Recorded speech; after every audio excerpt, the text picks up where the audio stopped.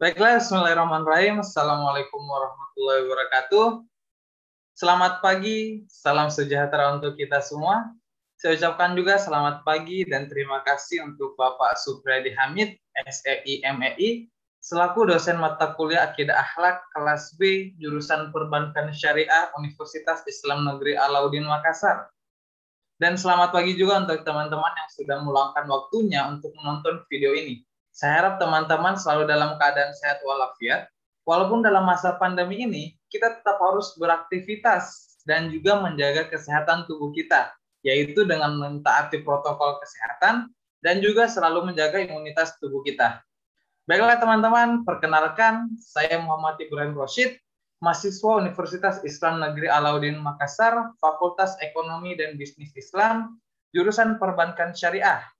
Dan juga ditemani dengan teman saya, Muhammad Hadi Azwar Syam, mahasiswa Universitas Islam Negeri Alauddin Makassar, Fakultas Ekonomi dan Bisnis Islam, jurusan Perbankan Syariah, dan teman saya. Perkenalkan, nama saya Paki Makarim, mahasiswa Universitas Islam Negeri Alauddin Makassar, Fakultas Ekonomi dan Bisnis Islam, jurusan Perbankan Syariah. Baiklah teman-teman sekalian, kami dari kelompok 7 mata kuliah Akidah Akhlak kelas B akan mempresentasikan dan sharing hasil studi kami terkait akhlak mahmudah dan akhlak mazmumah. Namun sebelum itu saya punya sebuah quotes. Orang bijak mengatakan bahwa pendidikan bukan hanya persoalan ke sekolah dan ke kampus lalu mendapat ijazah, tapi soal memperluas wawasan serta menyerap ilmu kehidupan. Oleh karena itu, pada kesempatan kali ini kami akan menjelaskan mengenai materi kami, yaitu akhlak mahmudah dan akhlak mazmumah.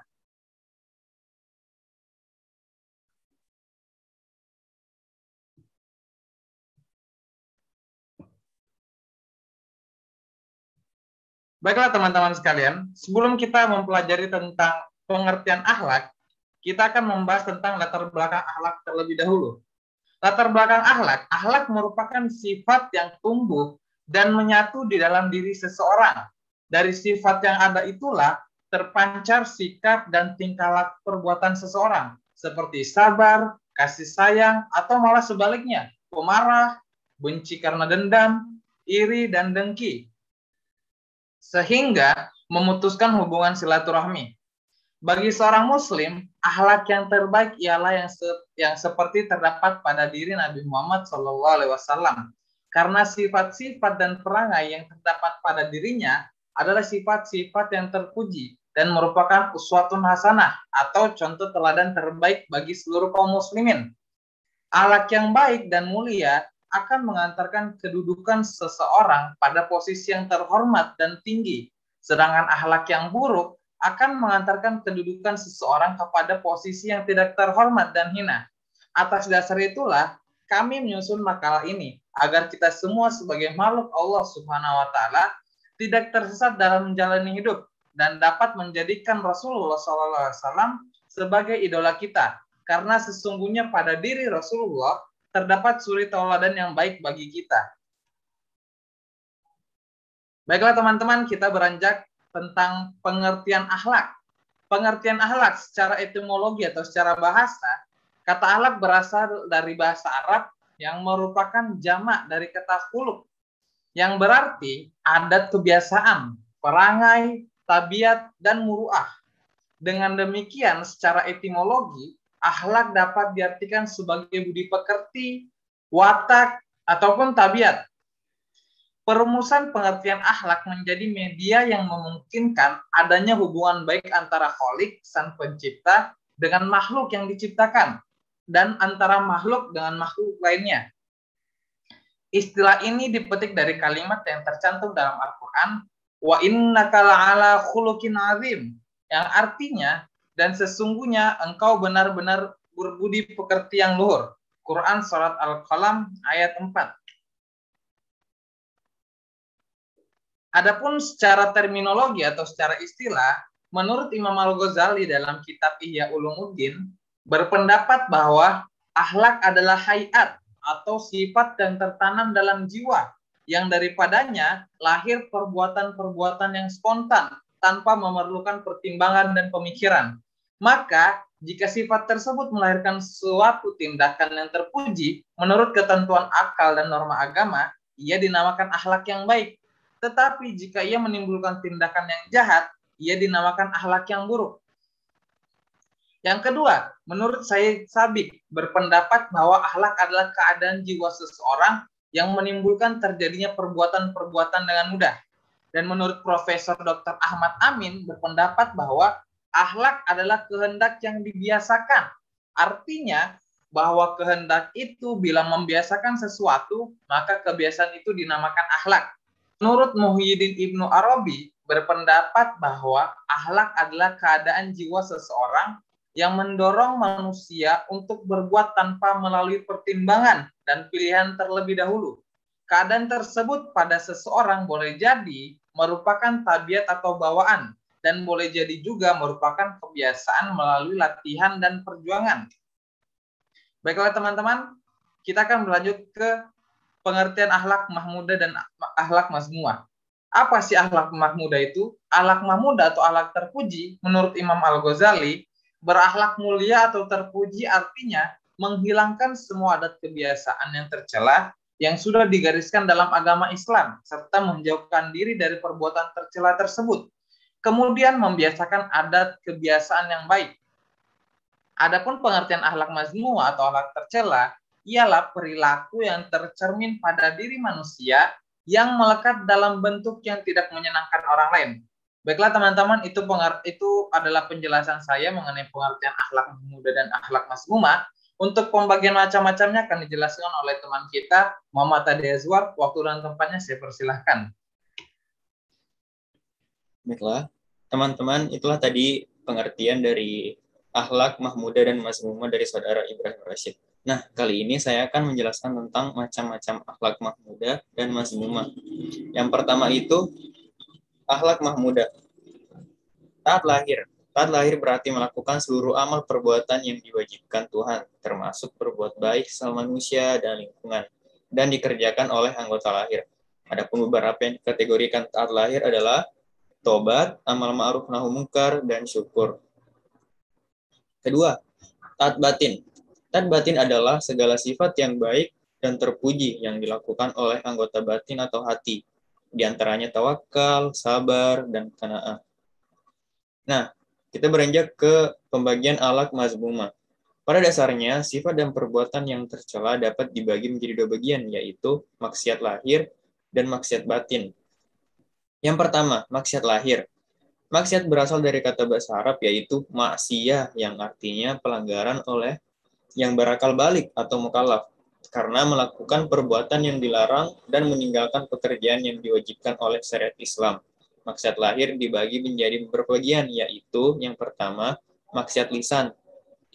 Adapun contohnya berkata yang tidak memberikan manfaat, berbicara hal yang batil, berkata kotor, mencaci maki, melaknat, dan lain-lain. Kedua, maksiat telinga. Adapun contohnya mendengarkan pembicaraan orang lain, mendengarkan hal yang dapat melalaikan ibadah kepada Allah Subhanahu wa taala, dan masih banyak lainnya. Nah, yang ketiga, maksiat mata. Contohnya melihat aurat yang bukan muhrim, melihat kemungkaran tanpa beramal ma'ruf nahi munkar. Dan yang terakhir adalah maksiat tangan, mencuri, berbuat curang, dan lain-lain. Nah, yang kedua itu maksiat batin. Maksiat batin berasal dari dalam hati manusia atau digerakkan oleh tabiat hati. Maksiat batin ini lebih berbahaya dibandingkan dengan maksiat lahir, karena terkadang tidak terlihat dan lebih sungkar dihilangkan. Selama maksiat batin belum dilenyapkan, maksiat lahir tidak dapat dihindarkan dari manusia. Adapun beberapa contohnya yaitu marah, dendam, dengki, dan sombong. Nah, itulah teman-teman macam-macam dari pembagian akhlak mahmudah dan mazmumah. Nah, kita beralih ke cara mencegah akhlak mazmumah dan meningkatkan akhlak mahmudah yang akan dipaparkan oleh saudara Paki Makarim. Dipersilahkan dengan hormat. Baiklah, saya akan membacakan cara mencegah akhlak mahmumah dan meningkatkan akhlak mahmudah. Cara mengatasi akhlak masmumah.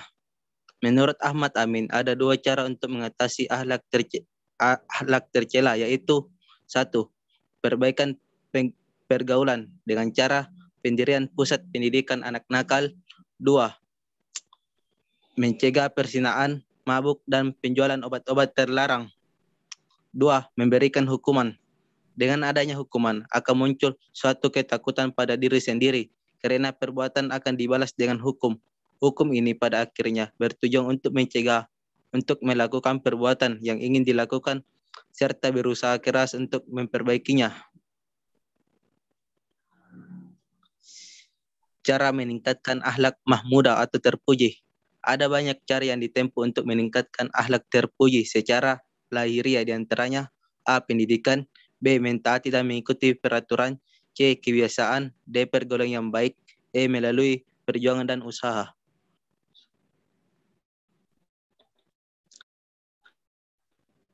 Sedangkan akhlak terpuji batiniah dapat ditingkatkan yaitu selalu menghitung perbuatan-perbuatan yang telah dilakukan selama ini, baik perbuatan buruk beserta akibat yang dilakukannya ataupun perbuatan baik beserta akibat yang ditimbulkan.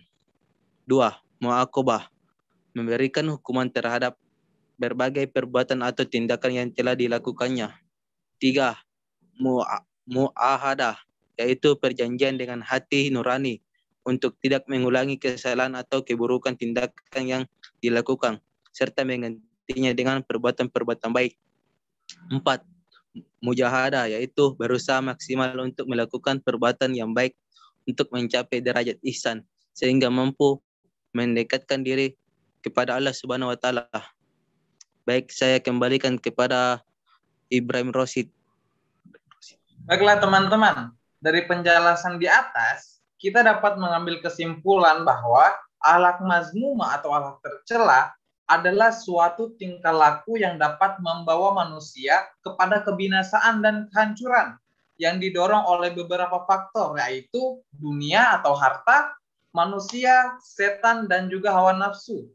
Akhlak tercela ini dapat dibedakan menjadi dua bagian, yaitu maksiat lahir, seperti berbicara hal-hal batil, menguping pembicaraan orang lain, melihat aurat orang yang bukan muhrim, dan lain-lain sebagainya. Kemudian maksiat batin, yaitu seperti marah, dendam, dengki, dan sombong. Dan untuk akhlak tercela tersebut, diperlukan dua cara, yaitu perbaikan pergaulan. Yang pertama, dan yang kedua, memberi hukuman bagi yang melakukan perbuatan buruk. Adapun akhlak mahmudah atau akhlak terpuji, yaitu menghilangkan semua kebiasaan yang tercela, sebagaimana yang telah digariskan dalam ajaran Islam, serta menjauhkan diri dari perbuatan tercela tersebut. Kemudian, membiasakan kebiasaan-kebiasaan yang baik, melakukannya dan mencintainya. Akhlak terpuji ini dibagi menjadi dua bagian, yaitu tahap lahir, seperti tobat, amal ma'ruf nahi munkar, dan bersyukur. Kemudian taat batin, yaitu seperti tawakal, sabar, dan qanaah atau merasa cukup. Dan untuk meningkatkan akhlak terpuji dapat dilakukan dalam beberapa cara, yaitu apabila secara lahiriah seperti memilih pergaulan yang baik, membiasakan kegiatan-kegiatan yang baik, dan menaati peraturan yang berlaku, baik yang ada di negara maupun di masyarakat. Dan apabila secara batiniah, yaitu dengan cara muhasabah, muaqabah, muahadah, dan mujahadah. Baiklah teman-teman, adapun untuk sarannya dari kesimpulan di atas, maka untuk memaksimalkan tugas kita sebagai khalifah di bumi ini, haruslah kita untuk mengamalkan semua akhlak mahmudah dalam kehidupan sehari-hari, dan harus sebisa mungkin untuk menghindari dan mencegah perilaku akhlak mazmumah atau tercela, seperti yang telah dicontohkan oleh baginda Rasulullah SAW, agar kita merasakan semua manfaatnya baik di dunia maupun di akhirat. Baiklah teman-teman, itu penjelasan dari kami, kelompok 7. Saya mewakili teman-teman yang lainnya mengucapkan wassalamualaikum warahmatullahi wabarakatuh. Sekian dan terima kasih.